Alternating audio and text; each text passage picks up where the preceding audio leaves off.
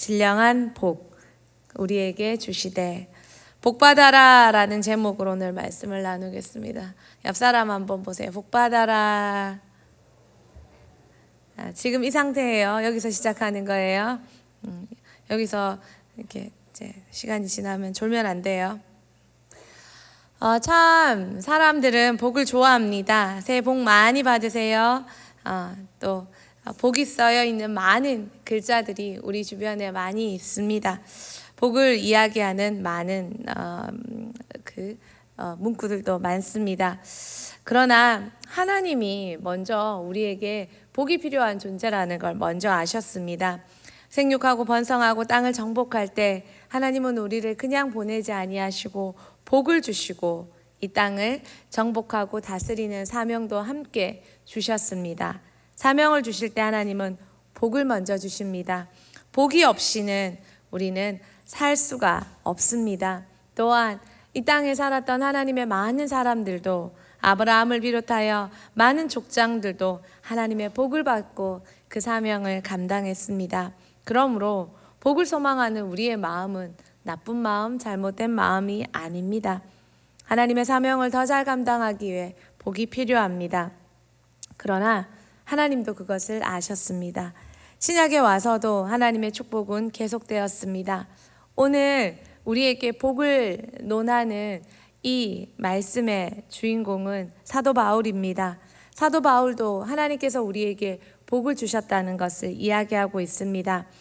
지금도 그랬고 앞으로도 그렇고 성도가 얼마나 큰 복을 받을 줄 아는 사도 바울은 기쁨으로 우리에게 복 주시는 하나님에 대해서 말하고 있습니다.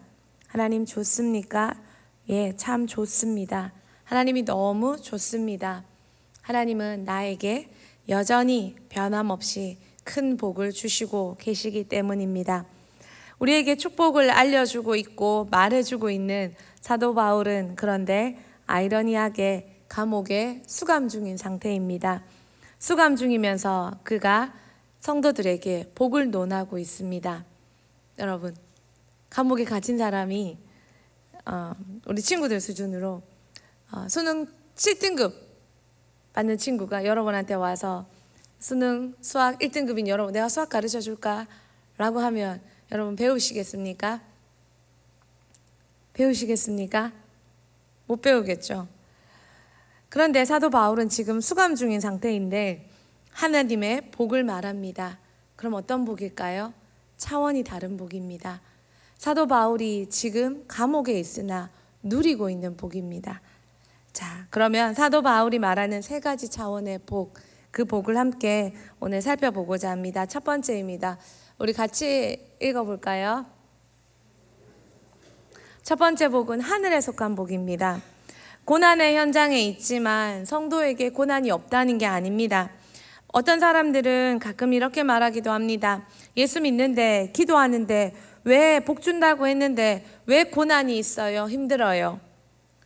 성도에게 고난이 없다고 성경은 말하지 않습니다. 되려 예수님의 제자들은 더 많은 고난을 당하기도 했습니다.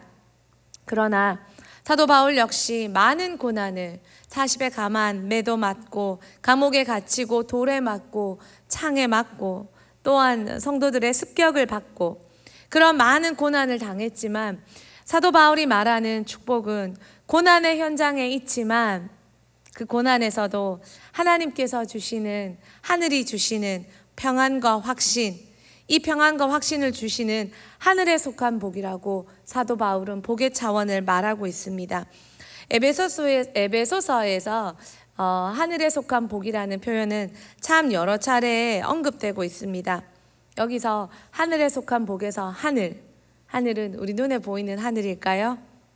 여기서 말하는 하늘은 쉽게 말하면 영계를 말합니다. 영적 세계. 영적 세계는 지금 이 순간이기도 합니다. 또 저쪽 세상이기도 합니다. 그러나 영계는 우리가 속한 모든 세상을 포함하고 있습니다. 물리적 하늘이 아니라 영적 세계, 우리가 속한 모든 세상을 포함하는 영적 세계를 말합니다. 에베소서에서 보면 1장 3절에 우리에게 복이 주어진 세계를 말하기도 하고 1장 20절에 보면 악한 권세를 다스리기 위한 예수님의 보좌가 있는 세계이기도 하고, 3장 10절에 보면 그리스도의 주권과 그분의 말씀 아래 지상의 교회가 하나로 모여 십자가의 권세에서 악한 세력을 정복하신 하나님의 승리가 드러나는 세계이기도 하고, 모든 민족에게 복음을 선포하기 위해 수시로 기도하며 악한 권세와 영적 공격에서 맞서야 하는 세계이기도 합니다. 어렵죠? 이해하고 있어요? 따라오고 있어요? 영적 세계는 우리가 속한 이 보이는 세계를 포함하고 있는, 그러나 하나님의 능력과 통치와 권세가 통하는 모든 세상을 말합니다. 영적 세계에서 십자가의 권세는 승리를 얻었고 십자가의 권세는 어둠을 제압했습니다. 영혼이 잘된 같이 범사가 잘되고 라는 말씀을 기억합니까? 영적 세계가 정복되면 육적 세계는 그 영적 세계의 승리를 고스란히 반영합니다. 사도 바울은 몸은 갇혔습니다. 그러나 그는 영적 세계에서 승리와 부활과 많은 축복을 경험한 자입니다. 그래서 갇힘받은 그는 같은 세계에서 같은 차원에서 우리에게 복을 말하는 것이 아니라 영계에서 하늘에 속한 복을 다 받아 누리는 사도 바울은 우리에게 그 복을 이야기해 주고 있습니다. 하늘의 복, 이 복이 성도를 위해 준비되어 있다고 사도 바울은 말해줍니다. 감옥에 갇혔으나 그가 복을 논할 수 있는 이유입니다. 사도 바울은 3층 천의 세계를 보았습니다. 눈에 보이는 이 세계에 갇힌 우리의 수준이 아니라 그는 하나님의 3층 천의 세계를 보았고 하나님이 운행하시는 하나님의 세상을 알기 때문에 그는 또 다른 세계에서 자유인으로 있기에 자신이 지금 갇혔으나 얼마나 복된 자인 줄 알고 있습니다. 성도님들, 눈에 보이는 것이 다가 아닙니다. 눈에 보이지 않는 또 다른 세상과 또 다른 권세가 있습니다. 바람은 눈에 보이지 않지만 존재합니다. 부모의 사랑은 눈에 보이지 않지만 우리를 따뜻하게 만듭니다.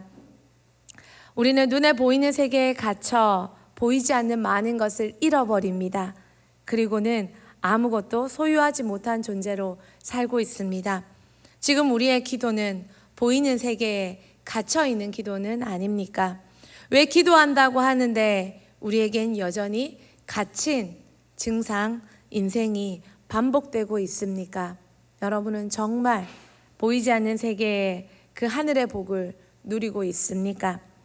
예수 그리스도를 구주로 영접하는 순간 우리는 함께 예수님이 받은 그 복을 함께 누리게 되었습니다.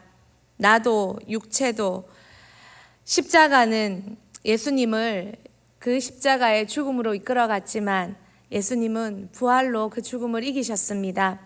예수님의 몸은 십자가의 징계와 십자가의 죽음을 당했으나 예수님의 생명은 부활로 그 죽음을 이겼습니다. 우리의 지금 있는 이 상태는 여러 가지에 갇힌 수 있고 관계와 상황과 어려움에 갇힐 수 있지만 부활로 죽음을 이기신 그 예수님을 내가 영접해서 그 부활이 내 것이 되는 순간 우리도 부활로서 지금의 이 어려움, 갇힘과 어려움과 관계와 눌림과 가난과 고난을 그 부활로서 우리도 예수님처럼 승리하고 이기고 자유할 수 있다는 것입니다. 이해하셨습니까? 갇혔으나 갇힐 수 없는 상태, 갇히지 않고 은혜와 평강을 강력히 누리는 상태, 그것이 하늘의 복을 누리는 자의 특권이라는 것입니다. 사도 바울이었기에 감옥에서 이런 상태를 누리는 것이 아니라 사도 바울은 모든 성도가 갇혔지만 하늘의 복을 누리고 평안과 은총과 은혜를 말할 수 있다는 것입니다.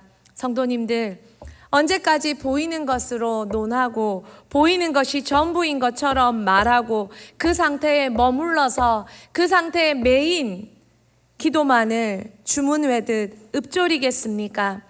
그 상태를 벗어나기 이전에 우리가 부활의 영적인 상태를 먼저 장악하고 영적인 상태에서 영계에서 하늘의 복을 먼저 받아 누려서 이 땅의 모든 갇힌 바를 자유함으로 정복할 수 있는 우리가 되기를 소망합니다.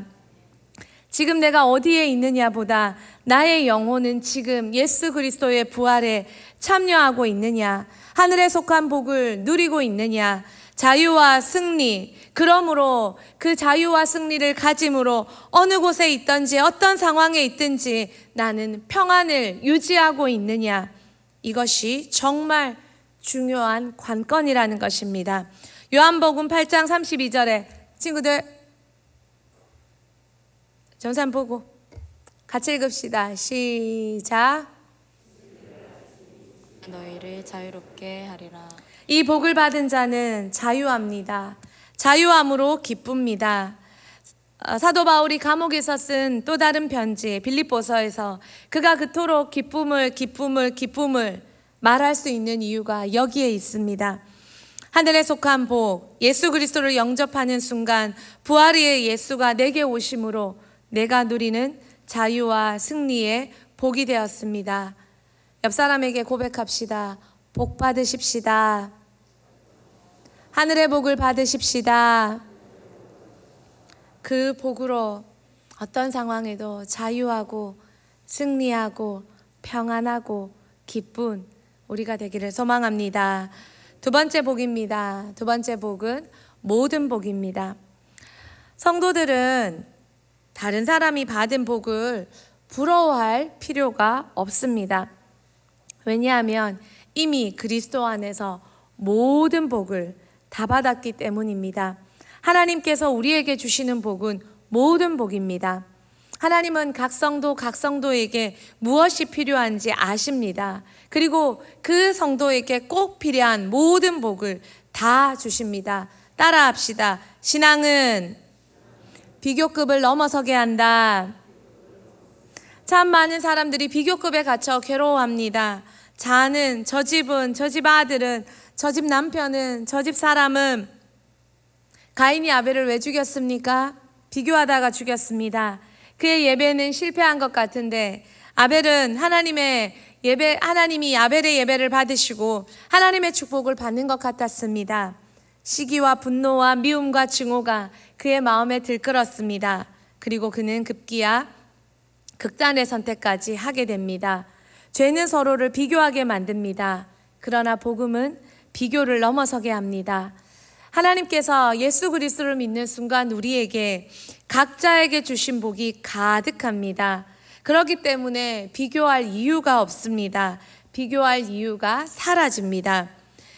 가인이 아벨을 비교해서 미움과 증오의 살인을 저질렀던 것처럼 우리가 하나님의 모든 복을 받았다는 걸 잊어버리면 자는 좋겠다, 예뻐서, 자는 좋겠다, 날씬해서, 누구는 좋겠다, 어째서, 여전히 이 상태에 머무른 채 이 상태로 기도하고 이 상태로 절망하고 뭐가 하나 되면 뭐가 하나 응답받는 것 같고 뭐가 하나 안 되면 하나님이 나와 동행하지 않는 것 같은 그런 수준에 머무를 수 있다는 것입니다.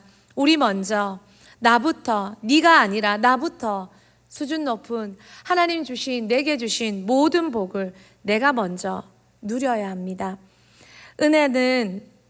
은혜로 충만한 자는 이 모든 복을 받은 줄 아는 자는 가난해도 부자인 사람들을 이해할 수 있습니다. 그들은 결코 가난한 자가 아니기 때문입니다. 은혜로 충만한 자는 모든 것을 가진 자이기에 여유로울 수 있습니다. 궁핍한 자는 늘 분쟁과 다툼을 일으킵니다. 왜요? 그의 마음에 늘 무언가 부족한 허기짐이 있기 때문입니다. 이것도 밉고 저것도 시기나고 저것도 질투나고 니는 왜 다 가졌고 나는 없노? 왜 나는 이것도 안 해주노? 이 마음이 있는 자는 늘 다툼을 일으킵니다. 그러나 하늘의 모든 복을 예수 그리스도로 말미암아 받은 줄 아는 자는 없어도 감사하고 있어도 별것 아니고 내가 받은 복이 더 큰 줄 알고 모든 복을 누리고 있다는 것입니다. 하늘의 모든 복이 예수 그리스도로 내게 이미 주어졌다는 걸 우리 각 사람은 알고 있습니까? 바울은 그 복의 이름을 모든 복이라고 말합니다. 여러분 가슴에 예수로 말미암아 모든 복이 어떤 상황에도 이미 왔다는 걸 여러분은 알고 계십니까? 나부터 그걸 깨달아야 됩니다. 저를 이렇게 살펴보면 충만할 때는 이 모든 복이 내게 와 있다는 것을 느끼게 됩니다. 그래서 감사합니다. 그런데 모든 복이 충만하지 못할 때는 내게 없다는 것이 느껴지는 증상이 이래서 불편하고 저래서 섭섭하고 이래서 답답하고 이게 없어 불편하고 이런 증상이 내게 나타난다는 것을 알게 됩니다. 여러분은 어떻습니까?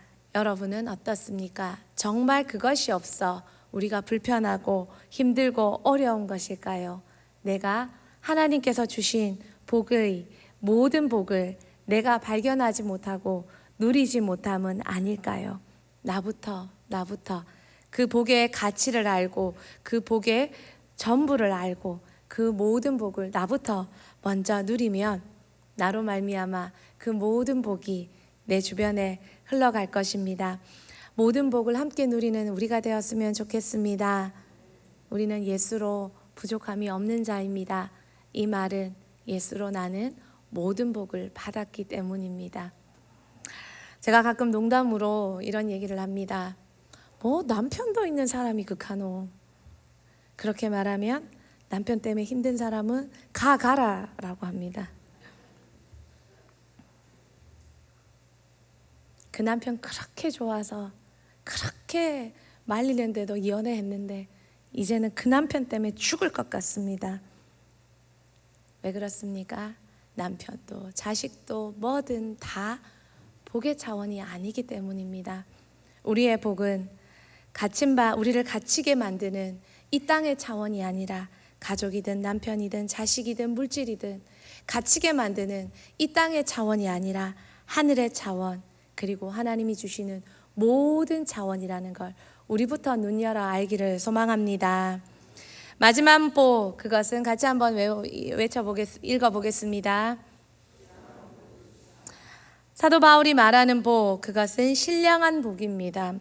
하늘에 속한 모든 신령한 복을 너희에게 주시되 신령한 복입니다. 우리가 예수님을 믿고 성령님과 동행할 때 성령님이 함께 하시는 모든 유익을 누리게 됩니다. 이것이 신령한 복입니다. 신령한 복, 성령님과 동행함으로 누리는 복. 그럴 때 우리는 성령님 하면 왠지 영적인 이런 거 하면 왠지 장풍이 날아가고 순간이동을 하고 이런 능력이 상상되기도 합니다. 물론 복음을 위해 필요하면 기적과 이적이 나타날 때도 있습니다. 하지만 이런 능력이 아니라 진리의 영이신 성령님이 함께 하실 때 신령한 복을 누리는 우리는 내가 먼저 진리로 걸어가게 됩니다. 진리로 더 기뻐하고 진리를 깨닫게 되고 진리로 살게 됩니다. 성령과 더 깊이 동행할 때 내게 먼저 사랑과 희락과 화평과 오래 참음과 자비와 양성과 충성과 온유와 절제에 내가 먼저 그 성령의 열매, 성품의 결과가 아니라 기질의 모습이 아니라 내가 먼저 성령과 진리와 동행함으로 성령의 열매를 맺게 됩니다. 또한 내가 먼저 더 예수 그리스도를 알아가고 예수 그리스도를 추구해가고 예수 그리스도를 증거하게 됩니다. 내 삶이 나와 이웃이 더 예수를 알도록 진리를 깨닫도록 그것을 위해 전적으로 살게 됩니다. 진리를 조금 맛본 사람들은 하나님께서 내게 주신 응답, 여러 가지 차원, 여러 가지 물질적인 차원에서 조금 깨달은 수준이 될 때 우리는 무언가를 응답해 주시면 기뻐서 감사해서 고마워서 하나님께 진리의 차원으로 살아드릴게요. 복음사역 잘해볼게요. 고마워요. 이 차원이 됩니다. Give and take. 같은 차원에서. 그러나 한 차원 더 높이 올라가서 사도 바울의 이 축복을 받은 자들은 이 진리의 이 말씀에 이 성령의 동행함을 깨달은 자들은 그 차원이 너무 깊어서 성경과 더 깊이 진리의 차원에서 내가 복음을 깨닫게 되고 그 복음을 더 누리게 되고 그 복음을 깨달음으로 저절로 그 진리 자체가 기쁘고 진리 자체가 감사하고 진리 자체를 더 추구하기 때문에 저절로 이웃에게 진리를 전하고 진리를 위해 살도록 그들을 위해 저절로 헌신하게 된다는 것입니다. 우리가 진리를 깨달을 때 우리는 저절로 다른 이들의 구원을 위해 애쓰게 되고 그걸 위해 고난도 감수하게 되고 어떤 헌신도 감수하게 됩니다. 때로는 이 차원의 삶은 쉽지 않은 삶일 수도 있습니다. 내게 맡겨진 영혼의 구원에 참여한다는 것, 그것은 쉽지 않은 삶일 수 있습니다. 그러나 깨달은 자는 그 수준의 삶이 얼마나 가치 있고 의미 있고 행복하고 좋은지 모릅니다. 때로는 연약한 나는 이래 살아도 내 삶 별 수 없네, 이래 살아도 내 자식 왜 이러노? 라고 말할 수 있습니다. 그러나 한 차원 더 올라가면 그래 살아도 그래 가도 때로는 육적인 것이 사도 바울처럼 감옥에 갇히고 묶인 바로 나타난다 할지라도 그것도 넘어서는 더 큰 차원의 은혜와 기쁨이 있다는 것입니다. 아시겠습니까? 북한에서 탈북한 분들의 간증을 요즘 몇 편 이렇게 들어보면서 참 놀라운 이야기를 들었습니다. 대한민국에 정착한 탈북자가 3만 명입니다. 그 중에 1%도 대한민국에 적응해 사는 사람이 없다고 합니다. 그들이 너무 배고파서 목숨을 걸고 탈북했는데 대한민국에 와서 미친 듯이 먹고 미친 듯이 배부를 수 있었는데 인생의 의미를 발견하지 못하니 그들은 대한민국에서 대부분이 노숙자처럼 살고 클럽이나 젊은 사람들은 쾌락을 즐기며 그렇게 살고 있다는 것입니다. 그 중에 대한민국에 정착해서 제대로 사는 1%는 바로 복음을 통해 인생의 의미를 깨달은 사람이라고 합니다. 탈북자들이 하는 말이 다 한결같이 그렇습니다. 그곳에 있을 때는 배고파 굶주려서 왜 이런 땅에 태어났을까? 이게 뭘까? 라고 그렇게 한탄했고 이 땅에 와서는 왜 이 땅은 배부르면서 저 땅은 저렇게 살아야 되고 이 땅은 또 이렇게 살아야 하는가? 그 한탄에 또 넘어져서 원망하고 불평하다가 노숙자가 되고 쾌락에 인생을 탕진하며 여전히 의미 없는 삶을 산다는 것입니다. 그러나 그 속에서도 의미를 발견하고 제대로 사는 사람은 복음을 발견하고 깨닫고 의미를 찾은 사람이라고 합니다. 절대 여러분이 소망하는 육적 차원의 그것이 이루어진다고 여러분의 기쁨이 다시 도래하는 게 아닙니다. 우리가 먼저 더 깊은 진리를 깨닫고 진리의 차원에서 진리에 동참하며 진리로 살아내고 진리 그 자체로 기뻐하는 신령한 복을 누릴 때, 그럴 때 나의 뒷배가 성령님이 되시고 내가 그것으로 온전히 만족할 때 다른 것은 따라오고 다른 것은 그렇게 개의치 않는 수준이 된다는 것입니다. 친구가 멋진 차를 몰 때 멀리서 바라보는 것, 그것과 친구가 멋진 차를 몰 때 그 옆에 타서 그것을 함께 즐기는 것은 차원이 다릅니다. 성령님과 여러분이 함께 그분의 구원의 역사에 동력자가 되어서 동참하는 그 복을 누리는 것, 그건 여간 즐거운 복이 아닙니다. 영혼 사역을 왜 하십니까? 이 복을 누리기 위해서 합니다. 이 복을 누리기 때문에서 합니다. 신령한 복을 구체적으로 써본다면 세 가지 차원입니다. 첫 번째는 하나님의 선택을 받아 하나님의 자녀가 되는 복입니다. 두 번째는 예수님께서 우리 죄를 대속해 주셔서 서로 연합되는 복입니다. 세 번째는 성령님이 인쳐주셔서 그분의 기업이 약속된 복입니다. 그래서 성령님의 약속된 이 기업이 약속된 복은 아무도 빼앗을 수 없습니다.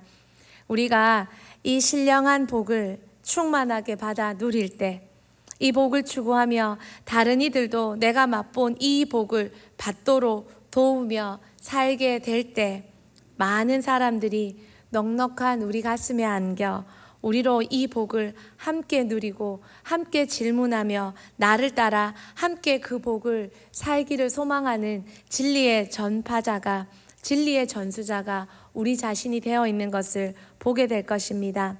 참 물질적으로 풍요한 시대입니다. 모든 것을 가진 세상입니다.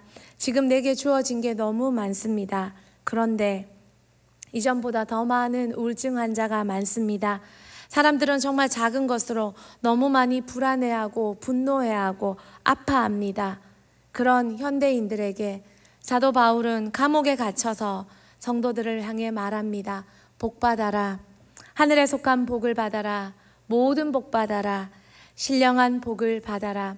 사랑하는 성도님들, 사도 바울보다 더 많은 부를 가졌고 사도 바울보다 더 자유한 우리는 이 복을 받으며 지금 이 시대, 이 상태, 이 부요 속에서 우리는 하나님의 주신 복으로 자유하고 기뻐하고 감사하고 감격하고 그 기쁨을 누리고 있습니까?